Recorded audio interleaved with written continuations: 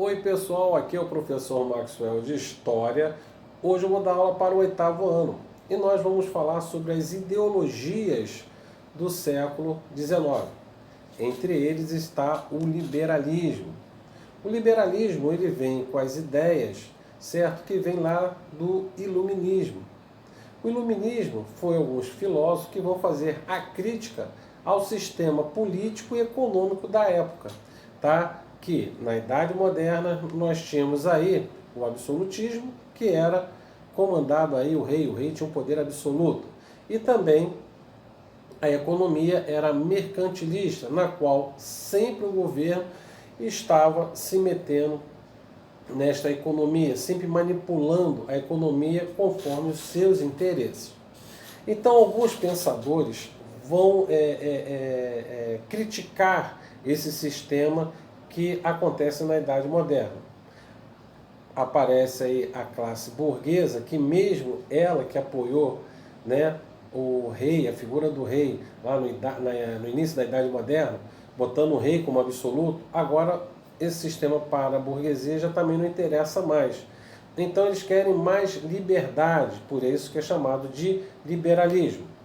Então esses pensadores, certo, iluministas, entre eles está Montesquieu, que vai pregar aí a parte dos três poderes, o legislativo, executivo e judiciário. São os três poderes na qual ele falava que o poder não podia ficar centralizado numa única pessoa, mas sim dividido dessa forma para que o país fosse administrado de um jeito mais democrático, vamos botar assim. Aí, o que vai acontecer? Vai ter alguns movimentos que vai acontecer na Europa, entre eles a Revolução Gloriosa, que vai acontecer na Inglaterra, na qual a figura do rei agora vai ficar representativa e vai colocar aí um poder parlamentarista, onde tem lá o parlamento, mais o primeiro-ministro, comanda o país. Depois vai vir a Revolução. A Revolução estadunidense, ou a independência dos Estados Unidos, tá? Que também, com as ideias iluministas, também querem mais liberdade. Tudo apoiado pela burguesia. E o outro vai ser a Revolução Francesa, que, na minha opinião, é uma revolução burguesa, na qual os burgueses vão criticar o sistema econômico e o sistema político da época. O liberalismo é isso. Nada mais é do que ser dividido em duas partes, em liberalismo econômico e liberalismo político. O político, como eu falei para vocês, com as ideias de Montesquieu, dividindo o poder em três, né? Executivo, legislativo, judiciário, esses três poderes. E no sentido da economia liberal, já que é o quê? Com as ideias de Adam Smith, que fala, que é um inglês, que diz que não pode se meter na economia. O Estado, ele tem que cuidar do Estado. A economia tem que andar com as próprias pernas. Então, é isso que é a ideia liberal, tá? Depois a gente vai falar mais na frente, mas não agora, sobre o neoliberalismo. Mas o liberalismo, deste momento da história, né, do século XIX, aí, final do século XIX, que vai comentar o que vai colocar aí as estratégias do que vai entrar uma nova era, que é a era contemporânea, tá? Logo após a Revolução Francesa, com a queda da Bastilha. Isso aí a gente já até estudou. Agora, outra coisa que é outro sistema também, outra ideologia que vai nascer pós a Revolução Industrial, a segunda Revolução Industrial, para ser mais exato, vai aparecer algumas ideologias, entre elas o socialismo utópico. O socialismo utópico, ele é um socialismo na qual o proletariado, que é aquele trabalhador que trabalha na indústria e não tem direito nenhum nesse momento, tá? Os direitos deles são zero, tá? E se caso eles reagissem por algum motivo, eles colocariam a culpa nas máquinas, elas que são culpadas por isso, que o que acontece hoje, certo? Isso vocês falando na época, né? O que acontece nesse momento da história realmente é um momento na qual o trabalhador está sendo explorado pela classe industrial burguesa. Então, esses socialistas utópicos, esses camaradas que vão ter essas ideias, eles acham que um dia tanto a burguesia como o proletariado ficariam no mesmo nível, a nível social. Por isso que é chamado de utopia, uma coisa que nunca vai acontecer. Aí depois vai vir o socialismo científico, com dois camaradas aí, pensadores, tá? Chamado Marx e Engels, tá? Esses dois camaradas, eles vão pensar aí na classe trabalhadora e numa possível revolução proletariada, onde o trabalhador vai tomar o poder e tudo vai pertencer agora ao Estado. Marx também pregou nos seus livros, por exemplo, mais-valia, que nada mais era do que o burguês estava comprando a mão de obra do proletariado e ganhando muito mais do que deveria ganhar.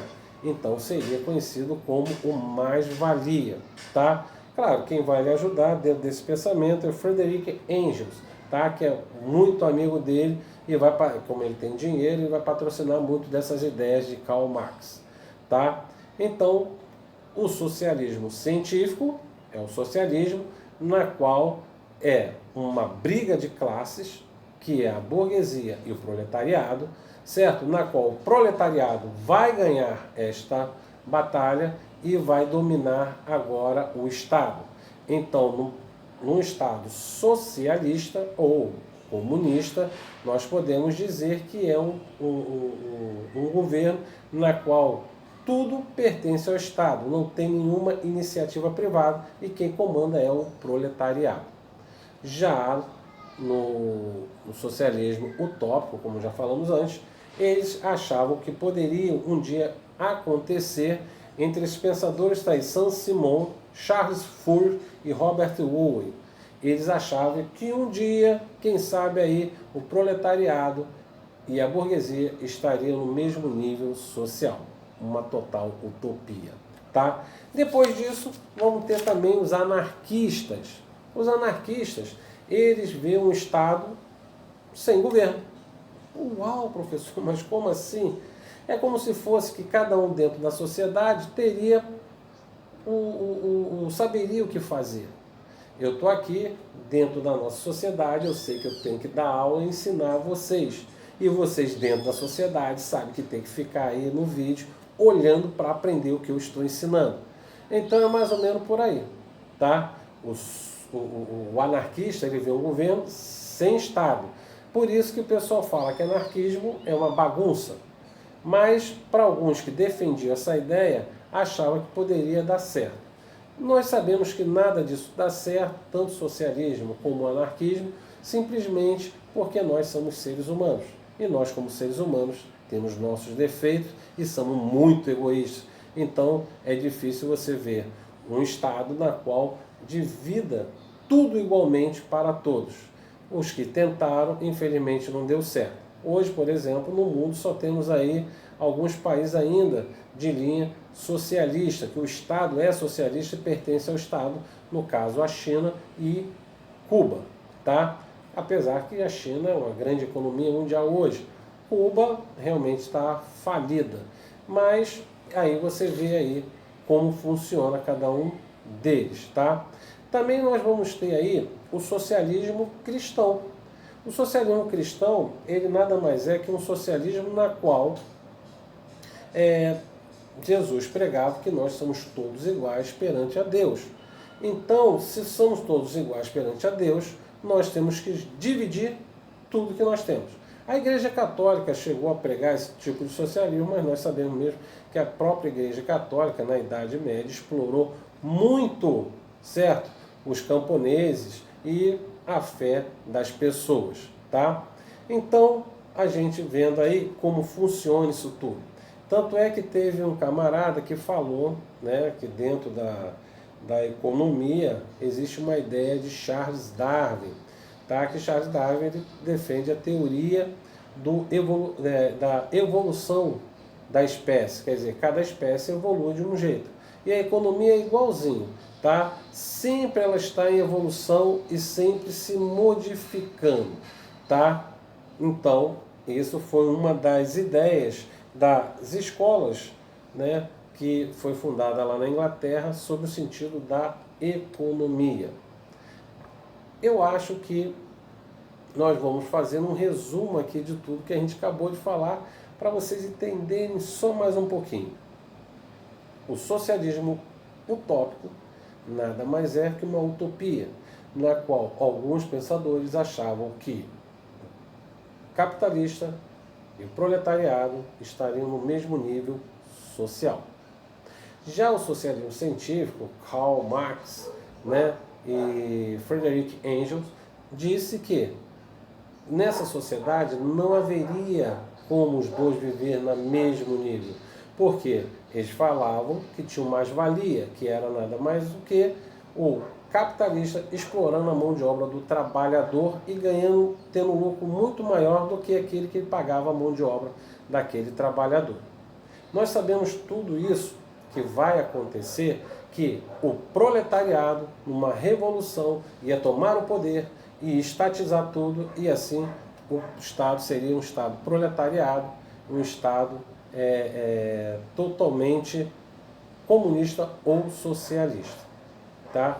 O anarquista já é um governo sem Estado, na qual eles acreditam que dentro da sociedade cada um tem que saber o que tem que fazer sem precisar alguém ficar toda hora falando para vocês. Vão fazer isso ou vão fazer aquilo. Por exemplo, vocês arrumaram a mochila para ir para a escola amanhã? Claro que não, amanhã é dia dos professores, não tem aula.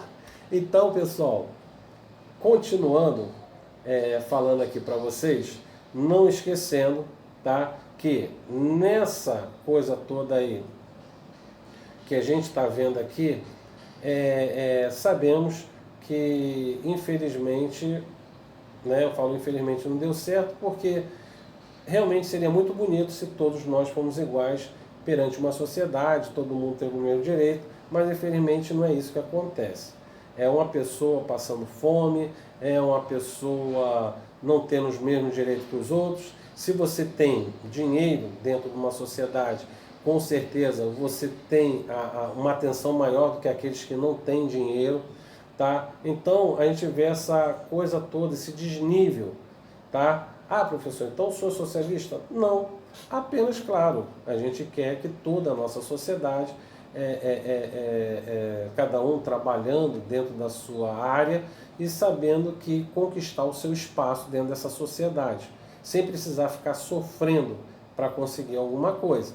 Tá? Então, não esquecendo aqui, tá, o que a gente acabou de falar, dentro disso tudo aqui, tá? Nós sabemos que tivemos alguns estágios, por exemplo, vocês ainda não aprenderam, vão aprender só ano que vem, quando a gente for falar da Revolução de 1917 da Rússia, na qual quando a Rússia se torna a União Soviética e coloca um Estado proletariado.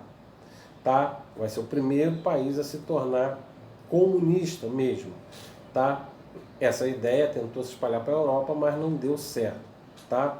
Que aí vai vir os nacionalistas. Quem são os nacionalistas? Os nacionalistas são aqueles que agora vestem a camisa do seu país. Tá? O nacionalista, por exemplo, antigamente, se você queria fazer uma guerra, você podia chamar um camarada ali de outro país, que ele vinha para cá, você pagou, ele ia. Tá? Então, aí vai vir aquela coisa do nacionalismo. Ah, agora eu sou inglês, eu defendo o meu rei, então eu sou inglês. O outro, eu sou português, eu sou espanhol. Então aquela coisa de nacionalismo, dentro de que vai interligar essa nacionalização, que vai ser a cultura, o idioma, a língua, tá?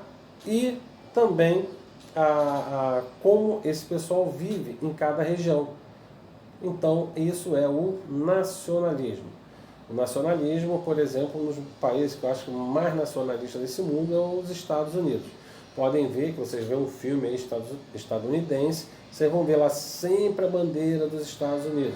Mais nacionalista do que isso não existe. O brasileiro é mais nacionalista na época da Copa do Mundo.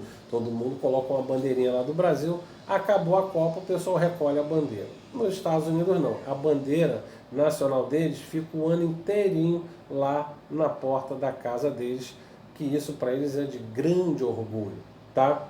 Pessoal, espero que vocês tenham entendido cada parte dessa ideologia do século XIX, que vai contaminar, né, o século XX, e depois a gente vai falar um pouco aí que isso tudo vai refletir e vai virar até guerras futuras aí, uma Primeira Guerra Mundial e como a Segunda Guerra Mundial, que vai ser uma luta por causa dessas ideologias que a gente acabou de falar aqui, que nasceu no final do século XIX, tá bom?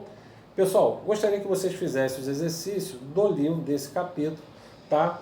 E também do livro de atividades. Na nossa próxima videoaula, a gente vai corrigir tudo isso, tá? Vamos debater também tudo isso e espero que vocês tenham entendido, tá bom? Pessoal, um abraço e até a próxima videoaula. Tchau!